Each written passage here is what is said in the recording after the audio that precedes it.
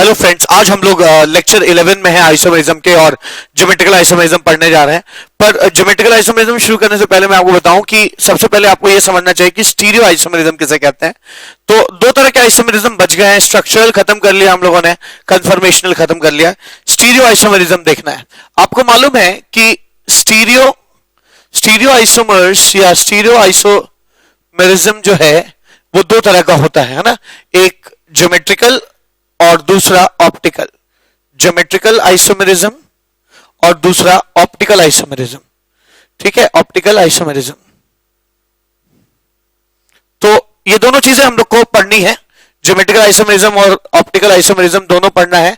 आने वाले है ना 7-8 लेक्चर्स में हम लोग इसके बारे में पढ़ेंगे। ठीक है, तो इससे पहले कि मैं ज्योमेट्रिकल आइसोमेरिज्म शुरू करूं या इससे पहले मैं कि ऑप्टिकल शुरू करूं, मैं सबसे पहले आपको बताना चाहता हूं कि स्टीरियो आइसोमर्स किसे कहते हैं। ठीक है, तो स्टीरियो आइसोमर्स किसे कहते हैं, फिर ये जब जान जाएंगे तो हम ज्योमेट्रिकल आइसोमेरिज्म की तरफ बढ़ चलेंगे। ठीक है, स्टीरियो आइसोमेरिज्म किसे कहा जाता है? दो ऐसे कंपाउंड्स जिनका मॉलिक्यूलर फॉर्मूला सेम हो, मॉलिक्यूलर फॉर्मूला सेम हो जाए, इवन स्ट्रक्चरल फॉर्मूला भी सेम हो, स्ट्रक्चरल फॉर्मूला भी सेम हो। मैंने पहले भी बताया है स्ट्रक्चरल आइसोमेरिज्म में स्ट्रक्चरल फॉर्मूला सेम होने का मतलब उनका आईयूपीएसी नेम सेम होना चाहिए, तो उनका स्ट्रक्चर सेम है। आईयूपीएसी जो नेम है वो सेम होना चाहिए। ठीक है, तो स्ट्रक्चरल फॉर्मूला भी सेम हो और है ना किसी और चीज का स्पेशियल ओरिएंटेशन का अंतर हो, यानी स्पेस में चीजों के डिस्ट्रीब्यूशन का फर्क हो, है ना, उसको आप कह सकते हैं stereo chemical formula. Stereo chemical formula अलग होना चाहिए, फॉर्मूला डिफरेंट। अब ये काफी तगड़ा टर्म हो गया स्टीरियो केमिकल फॉर्मूला, है ना, तो ज्यादा अच्छे तरीके से मैं समझा सकता हूं कि उनका स्पेशियल यानी स्पेस में ओरिएंटेशन, स्पेशियल ओरिएंटेशन डिफरेंट होना चाहिए, इनका स्पेशियल ओरिएंटेशन डिफरेंट होना चाहिए। ठीक है, तब जाके हम कह सकते हैं कि वो स्टीरियो आइसोमर्स हैं। ठीक है, मैं इसका एग्जांपल देता हूं।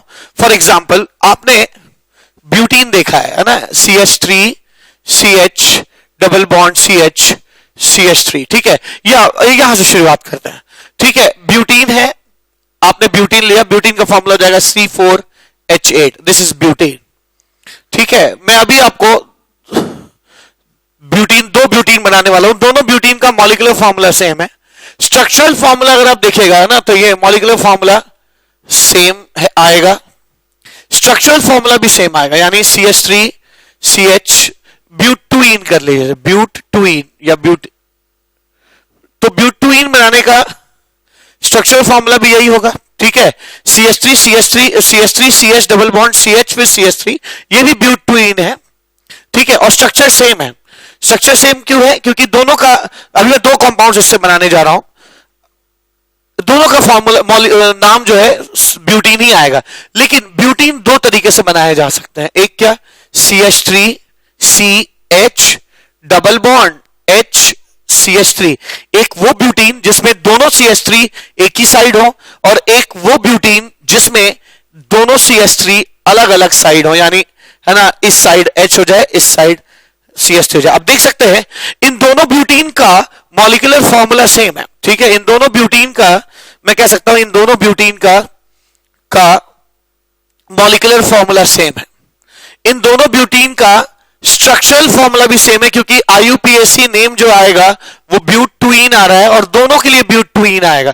आप नंबरिंग करिए 1 2 3 4 2 ब्यूटुइन 1 2 3 4 ब्यूटुइन। ठीक है, तो आईयूपीएसी नेम भी सेम आएगा, लेकिन अंतर क्या है? ओरिएंटेशन का फर्क है। ठीक है, स्पेशियल ओरिएंटेशन का मतलब क्या? स्पेस में या त्रिविमीय आयाम में, 3 डायमेंशनल स्पेस में ग्रुप्स के डिस्ट्रीब्यूशन का फर्क है। यहां दोनों CH3 एक साइड है, यहां दोनों CH3 डायगोनली ऑपोजिट साइड है। ठीक है, अब इनमें अंतर कैसे किया जाए? तो इनमें अंतर कैसे करते हैं? आप इनके आईयूपीएसी नेम के सामने भी हमें कुछ कुछ चीजें जोड़नी होंगी, ठीक है। जैसे इसको क्या कहेंगे, इसको बोलते हैं सिस ब्यूट टू इन, इसको क्या कहेंगे, ट्रांस ब्यूट टू इन। तो क्या सीखा कि नॉर्मल आईयूपीएसी फॉर्मूला भी इनका सेम होता है, बस तो इनके नाम में अंतर करने के लिए हमें कुछ एक्स्ट्रा वर्ड ऐड करना पड़ता है। तो याद है कि स्टीरियो आइसोमरिज्म में अगर दो लोग स्टीरियो आइसोमर्स होंगे तो पक्का उनमें कुछ एक्स्ट्रा वर्ड, आईयूपीएसी नेम के अलावा भी कुछ एक्स्ट्रा वर्ड ऐड करना पड़ेगा ताकि आप उनमें डिफरेंशिएशन कर सके। तो आज एक चीज मैं फिर से दोहरा दूं, ऐसे दो लोग जिनका मॉलिक्यूलर फॉर्मूला सेम आए, दोनों का फॉर्मूला C4H8 है, ऐसे दो लोग जिनका आईयूपीएसी नेम भी सेम आए, ब्यूटूइन आईयूपीएसी नेम भी सेम आए, और लेकिन इनके स्पेस में ग्रुप्स के रखरखाव में फर्क हो, एक में दोनों CH3 एक तरफ है, एक में ऑपोजिट साइड है, स्पेशियल ओरिएंटेशन यानी है ना 3 डायमेंशनल स्पेस के रखरखाव में अगर डिफरेंस आता है, ऐसे आइसोमरिज्म को हम लोग क्या कहते हैं, स्टीरियो आइसोमरिज्म, ठीक है। अब अगला वर्ड जो स्टीरियो आइसोमरिज्म को समझने के लिए चाहिए वो है स्टीरियो सेंटर। आइए देखते हैं स्टीरियो सेंटर किसे कहते हैं। स्टीरियो सेंटर या स्टीरियोजेनिक सेंटर, स्टीरियोजेनिक सेंटर, देखिए दोनों का मतलब दोनों एक ही चीज के दो नाम है। स्टीरियोजेनिक सेंटर या स्टीरियो सेंटर किसे कहते हैं, स्टीरियो प्लस जेनिक सेंटर, ठीक है। वो सेंटर जो स्टीरियो का मतलब हो गया स्टीरियो आइसोमेरिज्म, स्टीरियो आइसोमेरिज्म को जेनिक मीन्स वो आता है जेनेसिस से, जेनेसिस मीन्स है ना, जेनेसिस मीन्स जन्म देना, ठीक है ना, जन्म देने वाला। तो स्टीरियो आइसोमेरिज्म को जन्म देने वाला सेंटर जो है वो स्टीरियो सेंटर कहलाता है, ठीक है। वो सेंटर जो स्टीरियो आइसोमेरिज्म को जन्म दे, ठीक है। अच्छा, ठीक है, कैसे पता लगेगा, देखिए सेंटर से मतलब ये नहीं है कि एक सेंटर हो, सेंटर का मतलब यहां पे कैन बी एन एटम, या ये सेंटर जो है can be a group of atom, ठीक है, it can be a group of atom. तो इसमें मैं दो एग्जांपल लेने जा रहा हूं, ठीक है, दो एग्जांपल लेने जा रहा हूं और आपको दिखाऊंगा कि स्टीरियो सेंटर किसे कहते हैं, स्टीरियोजेनिक सेंटर किसे कहते हैं। तो पहला एग्जांपल क्या है मेरा, फर्स्ट एग्जांपल है कि मान लीजिए एक एल्कीन है, सबसे सिंपलेस्ट एग्जांपल ए बी। क्या कोई एटम या कोई ग्रुप ऑफ एटम है जिसके अबाउट में किसी दो लोगों को स्वैप कर दूं तो मुझे एक नया कंपाउंड मिल जाए? तो है, ये वो ग्रुप ऑफ एटम है जिसके अबाउट आप किसी भी दो लोगों को स्वैप करेंगे तो एक नया कंपाउंड मिल जाएगा, ठीक है। अब जैसे क्या है, इस सेंटर के अबाउट, इस पूरे सेंटर के अबाउट इन दोनों को अगर आप स्वैप करेंगे तो क्या मिलेगा, इन दोनों को स्वैप करेंगे तो मिलेगा ए बी ए। आप देख सकते हैं यहां पर ये सिस की तरह है, आने वाले समय में बताऊंगा सिस मतलब जहां एक दोनों ग्रुप एक जैसे ग्रुप एक तरफ हो जाए, और ये बिल्कुल ट्रांस की तरह है ए और ये बी, ठीक है। इवन इन दोनों को भी आप स्वैप करेंगे तब भी आपको ट्रांस मिल जाएगा, ठीक है। तो मैं कह सकता हूं कि ये जो पूरा ग्रुप है ना, इस ग्रुप को आप लोग स्टीरियो सेंटर कह सकते हैं, क्योंकि इसके अबाउट दो लोगों को स्वैप करने पर है ना आपको एक नया कंपाउंड मिल रहा है। ध्यान रखिएगा, इन दोनों को भी स्वैप करने पर नया मिल रहा है, इन दोनों को भी स्वैप करने पर नया मिल रहा है, तो ये एक स्टीरियो सेंटर हुआ, ये एक स्टीरियो सेंटर है। इसके अबाउट किसी पेयर वाइज इस ग्रुप को चाहे उस ग्रुप को स्वैप करने पे आपको नया कंपाउंड मिल रहा है। This is called stereo centre कहा जाता है, इसको स्टीरियो सेंटर, या इसको आप स्टीरियोजेनिक सेंटर भी कह सकते हैं, स्टीरियोजेनिक सेंटर भी कहा जाता है, ठीक है। अब नेक्स्ट एग्जांपल क्या हो जाएगा, नेक्स्ट एग्जांपल एक एग्जांपल और लेना चाहता हूं मैं, ठीक है, आपको यह समझाने के लिए एक एग्जांपल और लेना चाहता हूं। फॉर एग्जांपल 2, मान लीजिए आपके पास एक टेट्राहेड्रल है ना, एक टेट्राहेड्रल है और जिसमें सारे ग्रुप एक जैसे हैं, ए, ठीक है। आइए इस चीज को समझने के लिए मैं एक एग्जांपल लेता हूं, है ना, मेरे को असिस्ट करेंगे, असिस्ट करिए। आइए, जैसे ये एक ग्रुप है, ठीक है, ये एक ग्रुप है, इसमें ये एक टेट्राहेड्रल है, आप देख सकते हैं, और इस टेट्राहेड्रल में चारों ग्रुप एक जैसे हैं, ठीक है, चारों ग्रुप एक जैसे हैं। तो अब जैसे ऐसे ये ग्रुप हो गया ए ए ए ए ए, चारों ग्रुप एक जैसे हैं। ये टेट्राहेड्रल को मैंने रेफरेंस लिया हुआ है, इसको चेंज करूंगा और ये ओरिजिनली हमारा जैसा था वैसा रहेगा, और मैं कंपेयर करूंगा कि बदला कि नहीं। तो मान लीजिए अभी दोनों एक जैसे हैं, सारे ग्रुप एक जैसे हैं, सारे सफेद सफेद, है ना, ऐसे पाइप्स लगे हुए हैं इसमें। अब मैं इन दोनों ग्रुप को स्वैप कर रहा हूं, ये ग्रुप को ऊपर लगा दिया, इस ग्रुप को नीचे लगा दिया, मैं देख रहा हूं अभी भी कोई डिफरेंस नहीं आया, ये और ओरिजिनल एक जैसे हैं, ठीक है। यानी मैं कह सकता हूं कि अभी ये स्टीरियो सेंटर नहीं है या स्टीरियोजेनिक सेंटर नहीं है। तो कभी भी कोई टेट्राहेड्रल एक स्टीरियोजेनिक सेंटर नहीं होता है अगर उससे जुड़े सारे लोग एक जैसे हों। अब एक काम करते हैं, एक ग्रुप इसमें डिफरेंट करते हैं, ठीक है, एक ग्रुप डिफरेंट करते हैं। तो मैं एक ब्लू ग्रुप लगा रहा हूं इस पे, एक ग्रुप डिफरेंट हो गया। अब आप देख सकते हैं अभी भी ये दोनों टेट्राहेड्रल बिल्कुल एक जैसे है, ये हमारा रेफरेंस है, ये अभी जैसा है वैसे को दिखा रहा है, क्योंकि मैं इसमें चेंज लाऊंगा, तो चेंज लाने के बाद फिर मैं कंपेयर करूंगा कि ओरिजिनली जैसा था उससे डिफरेंट है कि नहीं, ठीक है। अभी एक टेट्राहेड्रल है, मैं कोई दो ग्रुप स्वैप करता हूं, अगर मैं इन दोनों को स्वैप करूंगा तो मुझे कोई डिफरेंस नहीं लग रहा है, ये और ये सेम है, ठीक है। अगर मैं ब्लू वाले के साथ भी स्वैप कर दूं, ब्लू वाले को नीचे और इसको ऊपर कर दूं, तब भी ये टेट्राहेड्रल डिफरेंट नहीं है दोनों, क्योंकि मैं इसको ऐसे घुमाऊंगा तो फिर ये इसकी तरह दिखने लगेगा, ठीक है। यानी मुझे एक चीज समझ में आया कि अगर मेरे को एक टेट्राहेड्रल मिलता है जिसमें ए के अलावा एक ग्रुप डिफरेंट हो यानी बी हो जाए, तब भी ये स्टीरियोजेनिक सेंटर नहीं होगा, क्योंकि अभी मैंने देखा तीन ग्रुप एक जैसे हो ए ए ए और एक ग्रुप बी अलग हो, तब भी कोई डिफरेंस नहीं आता किसी दो ग्रुप को स्वैप करके। चलिए अब ऐसा टेट्राहेड्रल लेते हैं जिसमें दो ग्रुप डिफरेंट हो, यानी बी के साथ सी लग जाए यहां पे, ठीक है। तो एक काम करते हैं, ये दो टेट्राहेड्रल मैंने बना दिया, आप देख सकते हैं व्यूअर्स कि ये बिल्कुल दोनों टेट्राहेड्रल एक जैसे हैं, दोनों में कोई डिफरेंस नहीं है, ये ब्लू है, ऑरेंज है, दो ग्रुप एक जैसे हैं, दो ग्रुप डिफरेंट है, ठीक है। अच्छा, अब ये हमारा ये जैसा है वैसा ये है रेफरेंस के लिए। अब मैं इसमें चेंज लाता हूं, अगर मैं इसके किसी दो ग्रुप को चेंज कर दूं, ब्लू को नीचे ले आ दूं, ऑरेंज को ऊपर कर दूं, तो भी ये वैसा ही दिखने लगता है, यानी कोई परिवर्तन नहीं आया ग्रुप को स्वैप करने से, है ना। मैं ऑरेंज और सफेद वाला स्वैप कर देता हूं, सफेद वाले को इधर ले आ दूं, ऑरेंज वाले को इधर ले आ दूं, फिर भी मैं इसे घुमा दूंगा तो वैसा ही दिखेगा।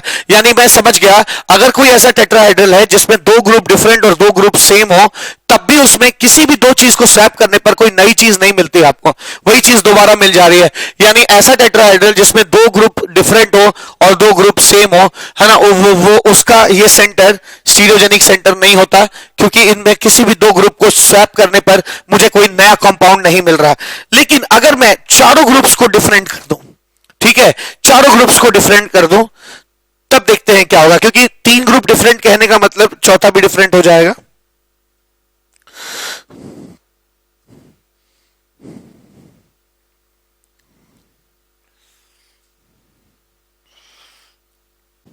अब मान लीजिए कि है ना एक टेट्राहेड्रल है जिसमें चारों ग्रुप्स अलग अलग हैं, अब इसको चेक करने की जरूरत है, ठीक है। यानी मैं ऐसे केस के बारे में बात कर रहा हूं, ऐसा टेट्राहेड्रल जिसमें ये ए है, ये बी है, ये सी है और ये डी हो जाए, सारे ग्रुप्स अलग अलग हैं, ठीक है। अब देखते हैं क्या ये स्टीरियोजेनिक सेंटर है कि नहीं। स्टीरियोजेनिक सेंटर में आपको बताऊं, स्टीरियोजेनिक सेंटर उस सेंटर को कहते हैं जिसके अबाउट किसी भी दो ग्रुप को स्वैप करने से आपको एक नया कंपाउंड मिल जाएगा। आप देख सकते हैं टेट्राहेड्रल बिल्कुल एक जैसा ही है, ठीक है। मैं ब्लू और ग्रीन को स्वैप कर रहा हूं, अगर मैंने ब्लू और ग्रीन को स्वैप कर दिया तो आप देख सकते हैं ये दोनों सेम टेट्राहेड्रल नहीं है, ठीक है। आप कुछ भी कोशिश कर दिया, अगर मैं हरे वाले को उधर ले जाता हूं, हरे वाले को उधर ले जाता हूं तो ऑरेंज पीछे चला जाएगा, ऑरेंज वाले को यहां लाऊंगा तो ना रेड वाला आगे आ जाएगा।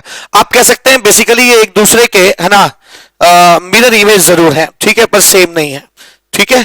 तो मैंने क्या सीखा कि अगर चार ग्रुप्स एक जैसे अलग अलग हो, किसी भी टेट्राहेड्रल से जुड़ा हुआ हो, ठीक है, आगे इसको ही कायरल सेंटर कहेंगे हम, ठीक है ना। को चारों ग्रुप अगर किसी टेट्राहेड्रल से जुड़े, sp3 हाइब्रिडाइज्ड कार्बन से जुड़े, चारों ग्रुप डिफरेंट अगर होंगे तो किसी दोनों को स्वैप करने पर आपको एक नया कंपाउंड मिलता है। यानी अब ये कार्बन जो है वो एक, है ना, अब एक ये कार्बन जो है वो स्टीरियो सेंटर हो जाएगा। ठीक है, तो मैंने सीखा कि अब जब जब किसी sp3 हाइब्रिडाइज्ड कार्बन से जुड़े सारे लोग अलग अलग हो जाते हैं, तब ये जो कार्बन है ना, ये एक स्टीरियो सेंटर या स्टीरियोजेनिक सेंटर की तरह, स्टीरियो सेंटर या stereogenic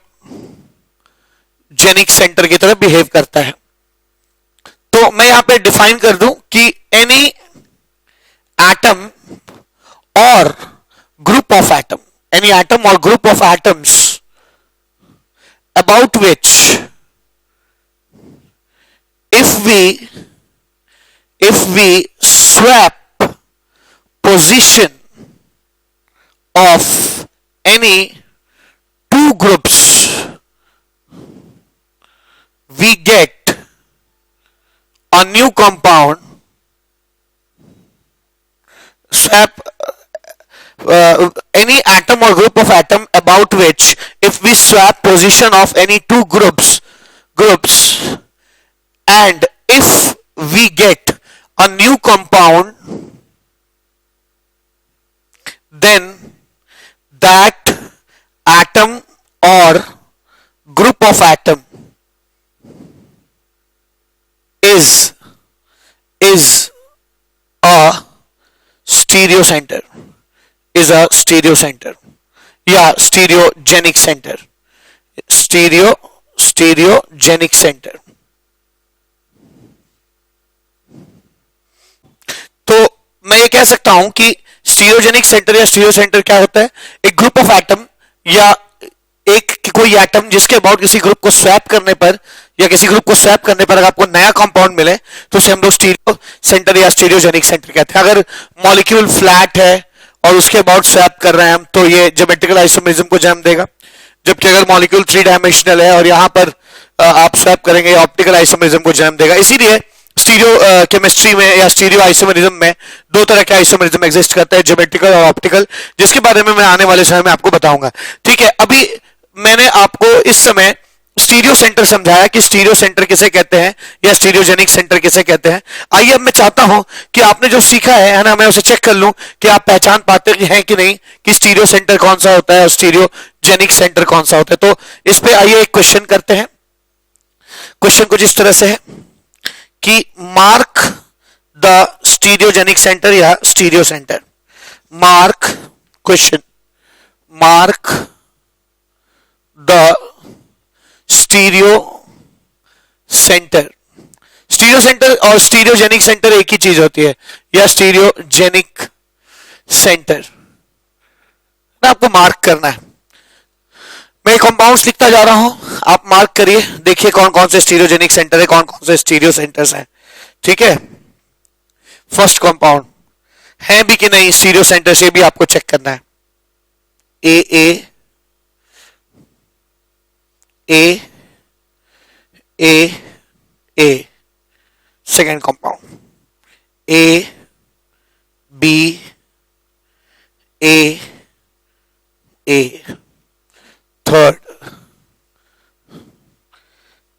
A A A B fourth, C A A A B A B. ठीक है, और भी कंपाउंड्स है मेरे पास। ठीक है, और क्या हो जाएगा, ये 4 क्वेश्चंस हुए।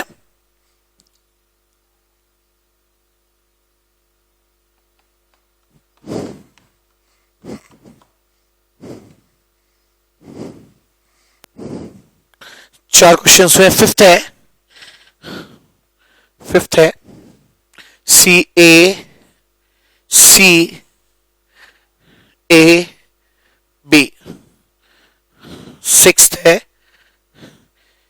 ए बी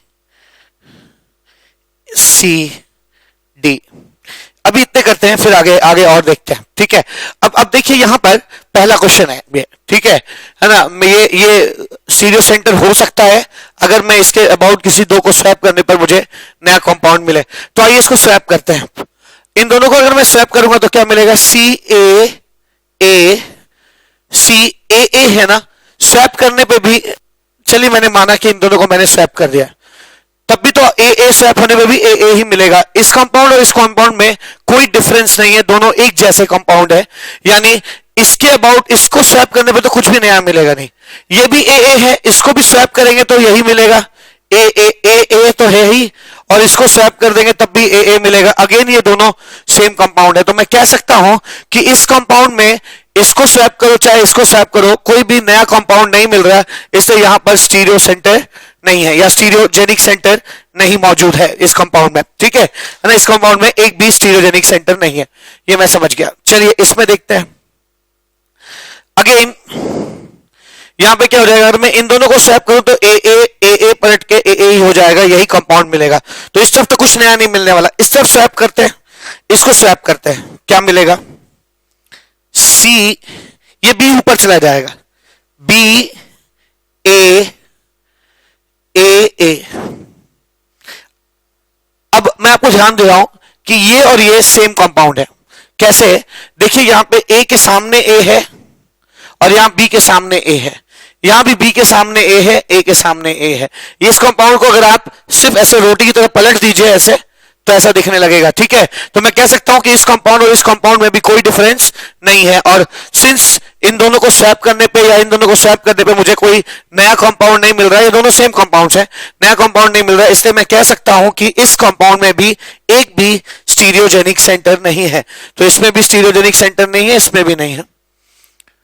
ये और ये कंपाउंड सेम ही है, यहां ए था और इधर ए भी था, इस बार इधर ए है इधर ए भी है, तो इसमें भी कोई स्टीरियोजेनिक सेंटर नहीं होगा, ठीक है। इसको देखते हैं, इसको स्वैप कीजिए।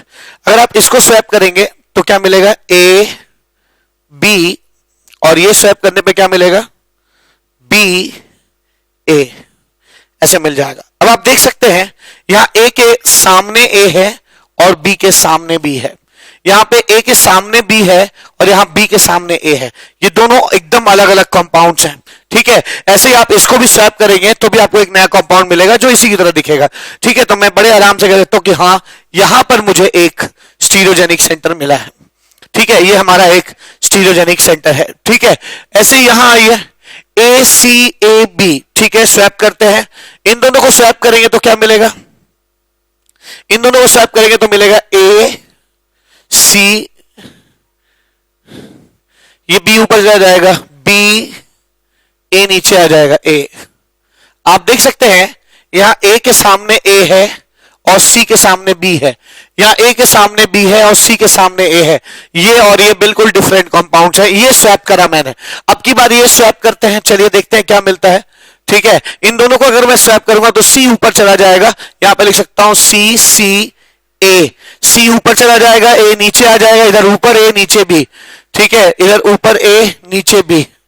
आप देख सकते हैं ये दोनों, ये कंपाउंड भी इंडिविजुअली उससे डिफरेंट है, क्योंकि इसमें ए के सामने ए है और इसमें ए के सामने बी है, इसमें सी के सामने बी है, इसमें सी के सामने ए है।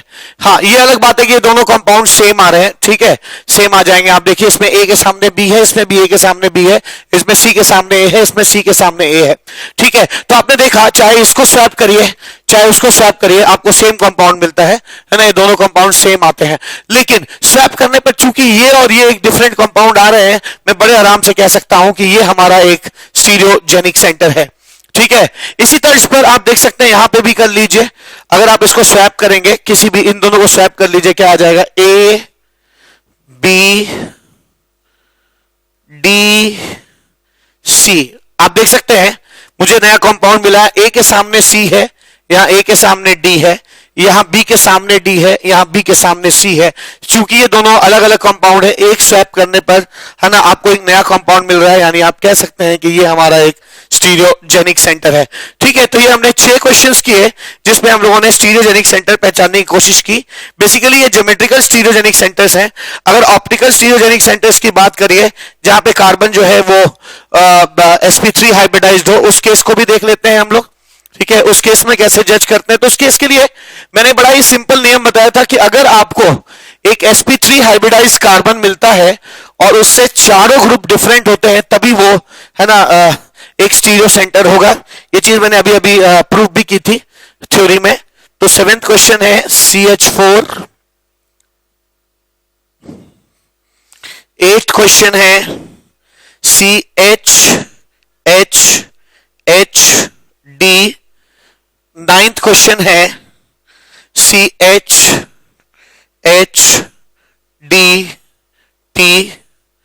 10th क्वेश्चन है CHOHDT। और 11th क्वेश्चन हो जाएगा आपका ये एक साइक्लिक कंपाउंड है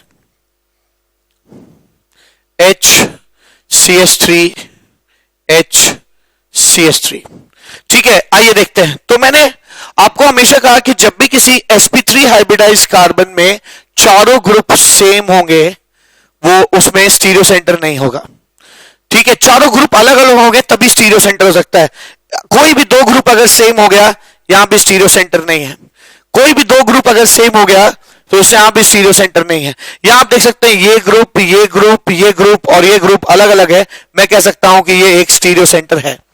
ठीक है, स्टीरियो सेंटर या स्टीरियोजेनिक सेंटर है। ठीक है, और लास्टली यहां पर जब आती है बात इस तरह के साइक्लिक कंपाउंड्स की, अच्छा मैं बताऊं कि जरूरी नहीं कि डबल बॉन्डेड कार्बन हो तभी स्टीरियोजेनिक सेंटर हो या sp3 हाइब्रिडाइज्ड कार्बन हो तभी स्टीरियोजेनिक सेंटर हो। स्टीरियोजेनिक सेंटर कहीं भी हो सकता है।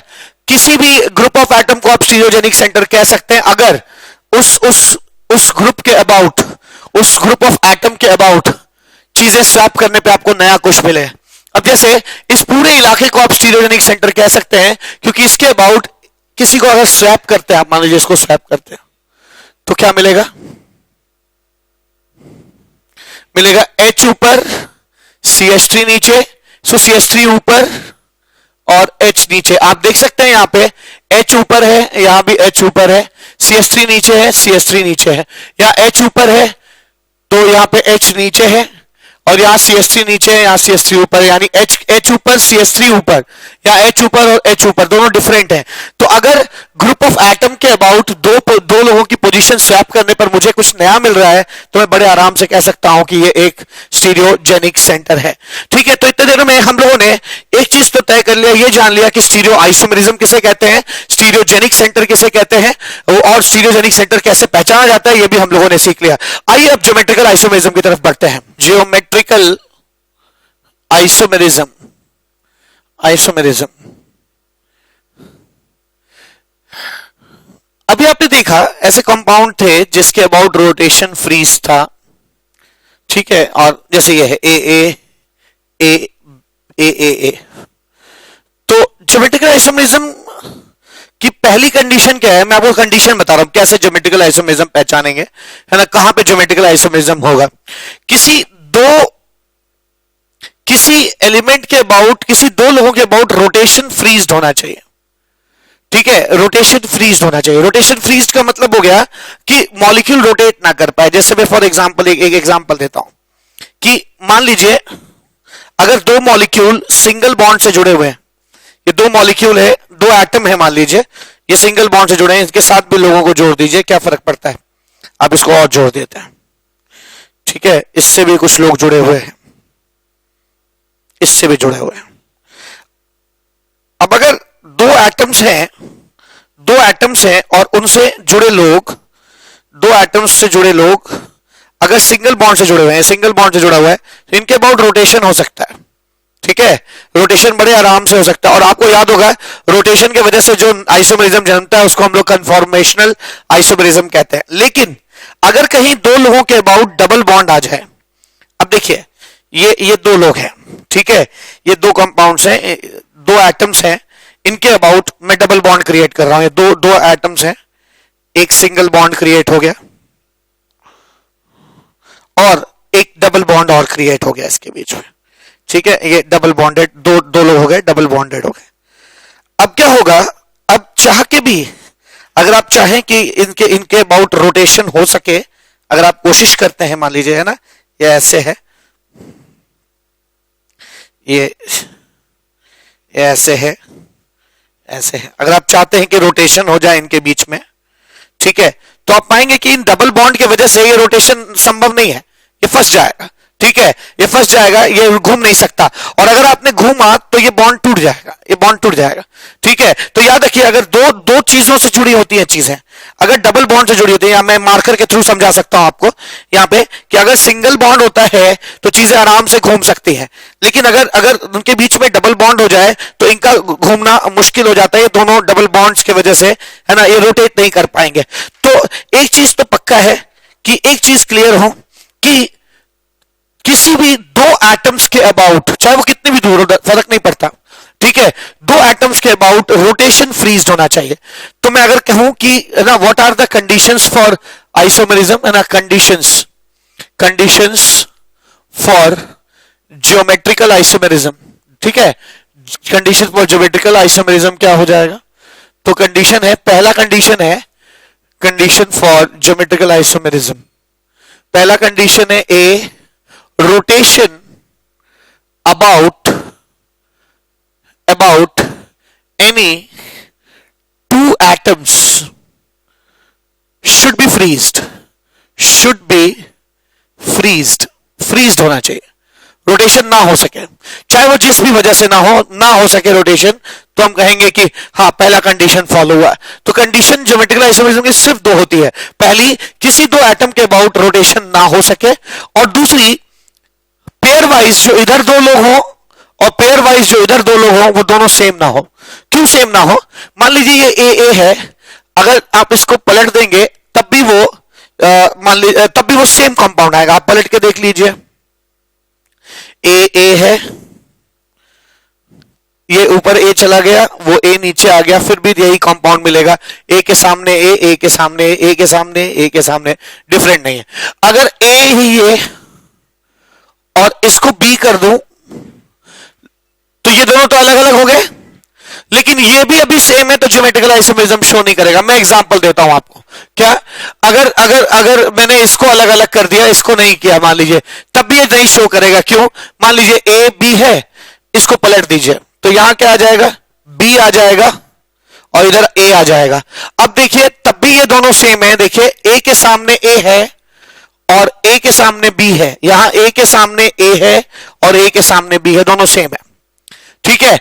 अच्छा, तो ये ए था तब भी नहीं शो करेगा, ये ए बी कर दिया तब भी नहीं करेगा, क्योंकि ये अभी भी ए है, ठीक है। तो कंडीशन क्या है, अगर आप इसको बी कर देंगे अब ये शो करने लगेगा,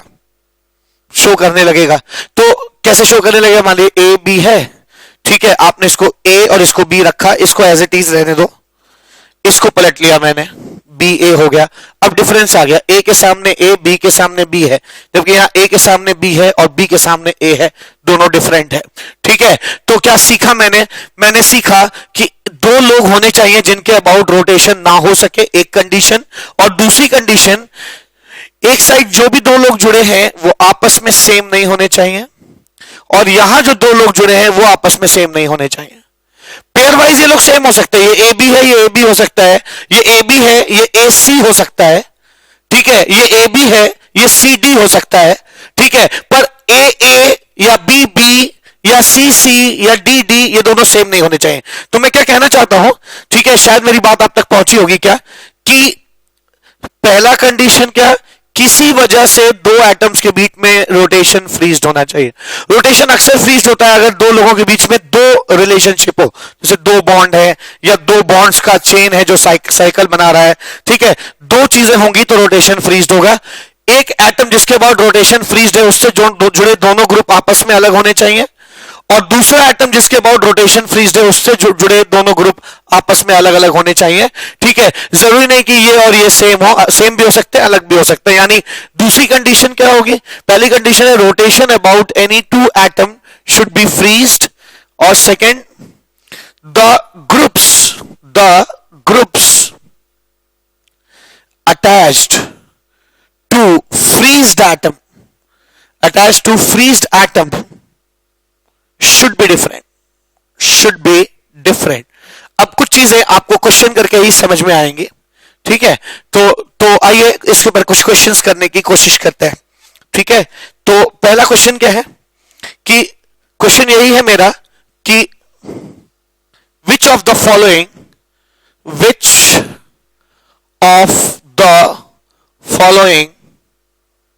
will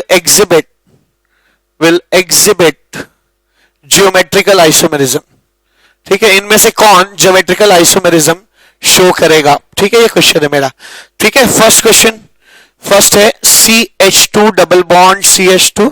सेकंड है, ठीक है, सेकंड है CH3 double bond CH2 double bond CH3। Third CH3 CH double bond CH3। Fourth CH3 CH3 double bond CH2। Fifth है CH3 CH3 double bond CH3। Sixth है CH3 CH3 double bond CH3। Seventh question है CH3 CH double bond CH2 CH3। And lastly आठवां question है CHCl double bond CH2 CH3। आइए एक एक करके इसको देखते हैं। इसका स्ट्रक्चरल फॉर्मूला बनाएंगे, कैसा दिखेगा? CHH। दो एटम मुझे मिल गए जिसके अबाउट रोटेशन फ्रीज्ड है, लेकिन ये दोनों ग्रुप सेम हो गया, इसलिए ये ज्योमेट्रिकल आइसोमेरिज्म शो नहीं करेगा। ठीक है, दूसरे ग्रुप को चेक करने की भी जरूरत नहीं है, हालांकि वो भी सेम है तो उस वजह से भी नहीं करेगा। ठीक है, तो ये तो नहीं शो करने वाला। इस पे आइए, ये दो H है ना, इसको ऐसे ड्रॉ कर लें, इसको ऐसे ड्रॉ कर लीजिए H और ये हो जाएगा एक H और एक CH3, है ना। आप देख सकते हैं पहली कंडीशन तो फुलफिल हो रही है कि इनके अबाउट रोटेशन फ्रीज्ड है, लेकिन ये दोनों अलग अलग हैं। सो फार सो गुड, लेकिन इन दोनों के सेम हो जाने की वजह से ये ज्योमेट्रिकल आइसोमेरिज्म शो नहीं करेगा। ठीक है ना। इसी तर्ज पर यहां कर लीजिए, यहां क्या हो जाएगा H और CH3 है ना, आप लिख लीजिए, यहां पे लिख लेंगे CH3H, यहां पे भी ये H और ये क्या CH3। आप देख सकते हैं यहां पे ये इसके अबाउट रोटेशन फ्रीज्ड है। ये ग्रुप और ये ग्रुप अलग अलग है ना, CH3 और H है, और ये H है और CH3 अलग अलग है। हाँ, ये ज्योमेट्रिकल आइसोमेरिज्म शो करेगा। ठीक है, तो हर बार आपको दो कंडीशंस चेक करनी है, किनके अबाउट रोटेशन फ्रीज्ड है और क्या उससे जुड़े दोनों ग्रुप सेम है कि नहीं है। ठीक है, यहां इसकी बात करिए, मैं साफ साफ देख पा रहा हूं, क्या ये H है, ये H है, इसके अबाउट रोटेशन फ्रीज्ड है। ये और ये ग्रुप चूंकि सेम हो गया, इसलिए ज्योमेट्रिकल आइसोमेरिज्म शो नहीं करेगा। ठीक है, ऐसे ही यहां देख लें, यहां पे क्या आ जाएगा, यहां पे H आ जाएगा ये। ठीक है, इसके अबाउट रोटेशन फ्रीज्ड है, लेकिन ये CH3 है और इससे जुड़ा ये भी CH3, दोनों सेम हो गए, इससे ज्योमेट्रिकल आइसोमेरिज्म शो नहीं करेगा। ठीक है, उन्हीं लाइंस पर ये भी ग्रुप जो है रोटेशन फ्रीज्ड है और ये दोनों ग्रुप CH3 सेम हो गया, इससे ये भी ज्योमेट्रिकल आइसोमेरिज्म शो नहीं करेगा। इसकी बात करिए, यहां पे H और CH3 है, मैं इसको ढंग से बना लूं, ऐसे आ जाएगा H, ये आ जाएगा CH3, ये आ जाएगा H और ये आ जाएगा CH2 CH3। अब ध्यान दीजिए यहां पर इसके अबाउट रोटेशन फ्रीज है, अच्छी बात है। ये मिथाइल है, ये हाइड्रोजन है, दोनों ग्रुप अलग अलग है। ये हाइड्रोजन है और ये इथाइल ग्रुप है, दोनों ग्रुप अलग अलग है। ठीक है, तो पेयर वाइज ये दोनों भी अलग है, वो दोनों भी अलग है, रोटेशन भी फ्रीज है, बिल्कुल ये ज्योमेट्रिकल आइसोमेरिज्म शो करेगा। ठीक है, उसी तर्ज पर लास्ट केस, आठवां केस देख लीजिए, यहां पे ये कैसा है, यहां H और Cl जुड़े हुए हैं, आप लिख सकते हैं इसको ऐसे, C double bond CH HCl CH था ना, HCH2, ऐसे बन सकता है कंपाउंड। ठीक है, तो आप देख सकते हैं इसके अबाउट रोटेशन फ्रीज्ड है, H है Cl है, दोनों अलग अलग हैं। यहाँ पे इथाइल है और H है, दोनों अलग अलग है, और मैं कह सकता हूं कि जी हाँ, ये ज्योमेट्रिकल आइसोमेरिज्म शो करेगा। तो आपने देखा यहाँ पे मैंने ना सिर्फ जाने अनजाने एक और चीज बता दी आपको कि, है ना, आज मैंने सीखा कि एल्कीन्स जो हैं वो ज्योमेट्रिकल आइसोमेरिज्म शो करते हैं। ठीक है, और ये एल्कीन्स का एग्जाम्पल भी हो गया, ना सिर्फ आपने ये जान लिया कि एल्कीन्स कैसे शो करते हैं, ठीक है, बल्कि उसको पहचानना भी आप सीख गए, और ये भी जान गए कि एल्कीन शो करते हैं। तो अभी ये क्वेश्चन मेरा जारी रहेगा, लगभग मुझे इसमें 60-70 क्वेश्चंस कराने हैं आपको, जो कि अगले लेक्चर तक एक्सटेंड करेगा। ठीक है, तो इस 8 क्वेश्चन के बाद 9th क्वेश्चन क्या हो जाएगा। आइए अगला क्वेश्चन देखते हैं। तो हम लोगों ने इस क्वेश्चन के मार्फत दो चीजें सीखी। ज्योमेट्रिकल आइसोमेरिज्म पहचानना सीखा, और एक बात जो मैं गांठ बांध लूंगा क्या, कि एल्कीन्स जो है वो ज्योमेट्रिकल आइसोमेरिज्म शो करते हैं। अब अगला क्वेश्चन क्या, अगले क्वेश्चन की पूरी लिस्ट है मेरे पास, 9th क्वेश्चन हो जाएगा, सेम क्वेश्चन है ना, हम आगे बढ़ रहे हैं इसमें। अब ये क्वेश्चन कंटिन्यूड है, क्वेश्चन नंबर 8 के बाद क्वेश्चन नंबर 9th है ये, 9th cyclopropane, 10th 11th 12th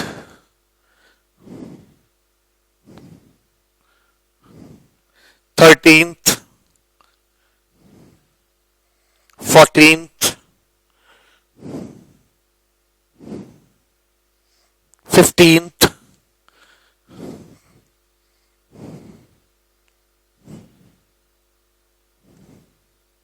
16th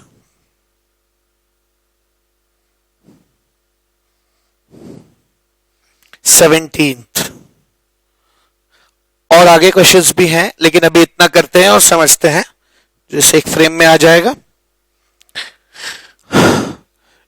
इस क्वेश्चन को करने की शुरुआत आप कहीं से भी कर सकते हैं। अब जैसे यहीं उठाइए, इसके और इसके अबाउट रोटेशन फ्रीज्ड है।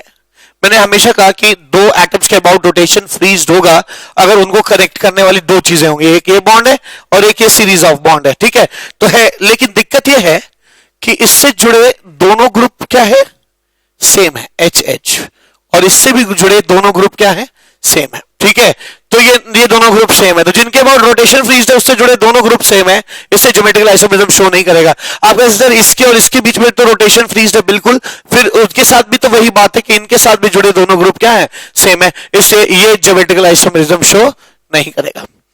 ये एक अच्छा केस हो सकता था, यहां और यहां के बीच में ये एक CH3 है, ये H है, ये दोनों अलग अलग ग्रुप है, लेकिन दिक्कत क्या है, यहां H और H है, ये मान लीजिए CH3 और H है, ये H और H है, ये दोनों ग्रुप सेम हो गए, इनके अबाउट रोटेशन फ्रीज है नो डाउट, पर ये दोनों ग्रुप के सेम हो जाने की वजह से ये ज्योमेट्रिकल आइसोमेरिज्म शो नहीं करेगा, ठीक है। ऐसे यहां देखिए, इसके और इसके अबाउट रोटेशन फ्रीज है, लेकिन यहां पर क्या जुड़ा हुआ है, CH3 जुड़ा हुआ है, यहां पे भी CH3 जुड़ा है, ये दोनों ग्रुप सेम है, और यहां से जुड़ा H और H, ये दोनों ग्रुप भी सेम है, यहां से जुड़ा H और H, ये दोनों ग्रुप भी सेम है, मान लीजिए इसके अबाउट भी रोटेशन फ्रीज्ड है, ठीक है। तो मुझे नहीं लगता कि ये कहीं से ज्योमेट्रिकल आइसोमेरिज्म शो करता है, ठीक है। अब यहां आइए, यहां तो इसके अबाउट तो शो नहीं कर सकता क्योंकि इससे जुड़े दोनों हाइड्रोजन है, यहां जरूर शो कर सकता है क्योंकि यहां पे एक CH3 ग्रुप है और क्या है, H हो जाएगा, यहाँ पे एक CH3 ग्रुप है और यहाँ पे H है, ठीक है। आप देख सकते हैं कि इसके और इसके बीच में रोटेशन फ्रीज्ड है, ठीक है, रोटेशन फ्रीज्ड है, और जिनके अबाउट रोटेशन फ्रीज्ड है उनसे जुड़े दोनों ग्रुप सेम नहीं है, यहाँ CH3 है, यहाँ H है,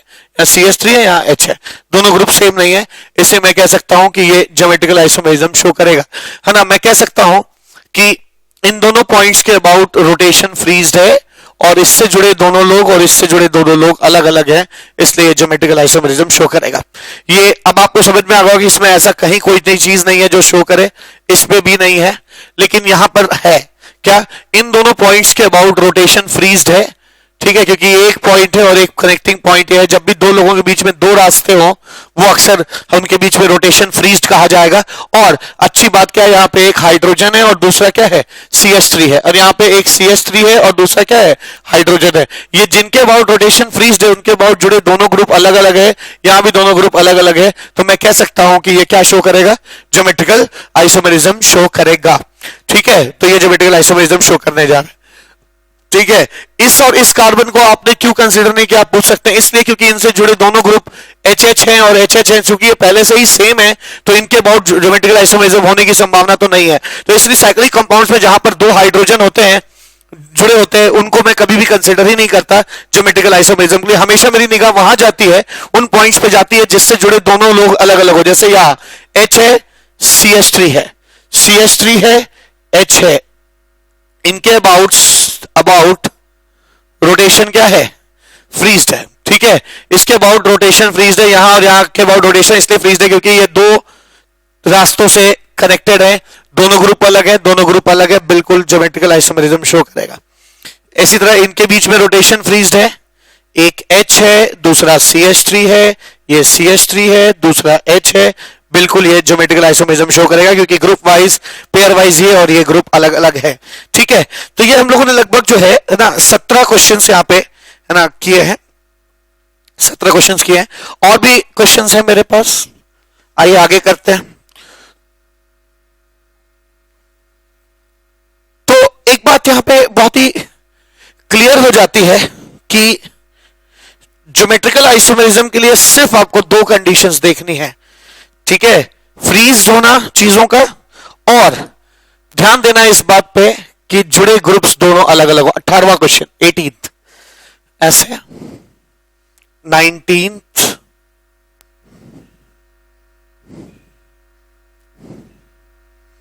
20th, 21st,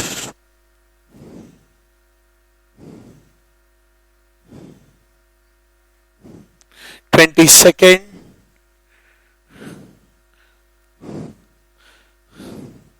23rd। मैं चाहता हूं कि व्यूअर्स भी मेरे साथ साथ क्वेश्चंस को अपनी कॉपी में लिखें और करें, फिर वीडियो पॉज करके खुद करने की कोशिश करें। यही तरीका है जिससे आप सीख सकते हैं इन वीडियो लेक्चर्स से।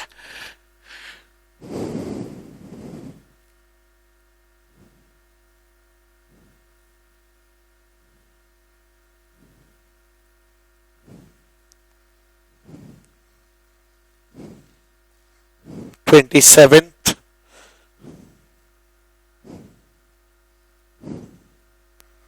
28th,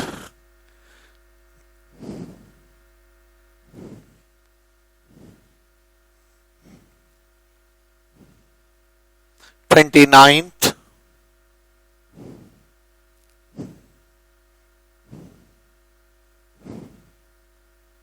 30th।